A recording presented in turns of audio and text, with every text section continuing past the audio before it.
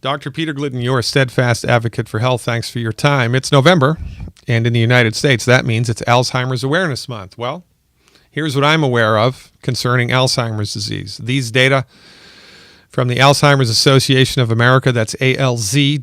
Alzheimer's is the sixth leading cause of death. 16.1 million Americans provide unpaid care for people with Alzheimer's. That's the sons and daughters and grandchildren of people who have developed Alzheimer's disease. This is an epidemic. 5.7 million Americans right now living with Alzheimer's disease, and these numbers are projected to rise to 14 million by 2050. Every 65 seconds in the United States of America, somebody is diagnosed with Alzheimer's disease, and in the greatest country on the face of the earth, in 2018, 1 in 3 senior citizens dies from Alzheimer's disease. By the way, between 2000 and 2015, deaths from heart disease have decreased 11%, while deaths from Alzheimer's have increased 123%. Are you happy with these numbers? You shouldn't be.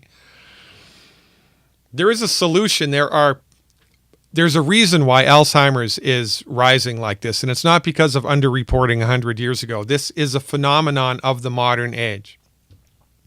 There's a reason why it's happening, but this reason will never be explained to you by conventional medical doctors.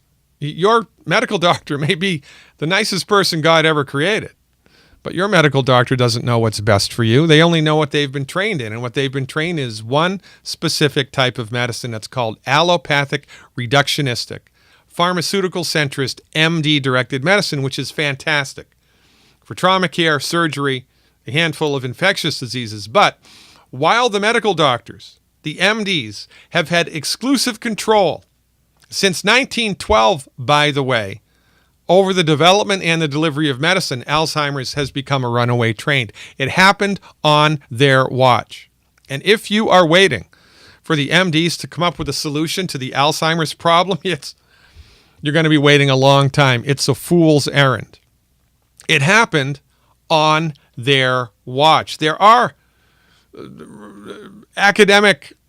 academically sound theories as to the genesis and the origins and the treatment of Alzheimer's disease, but you will not find them inside of the conventional medical camp. You have to expand your horizons, think outside of the box if you are attempting to understand this epidemic of almost biblical proportions.